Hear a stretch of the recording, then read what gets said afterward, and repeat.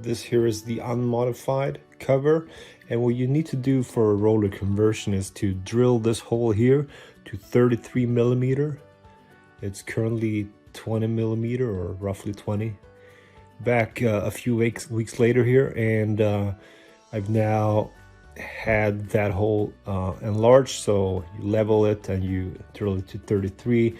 This is the CNC adapter for the roller conversion, and see, align the bolts here and then just install it by pressing it. So it's pretty snug because of the O-ring, and I'm using the same O-ring as for the high pressure fuel pump.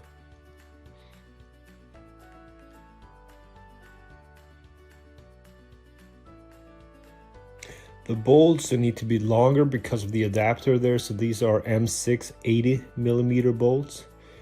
And just like before, of course, it's 3 bolts.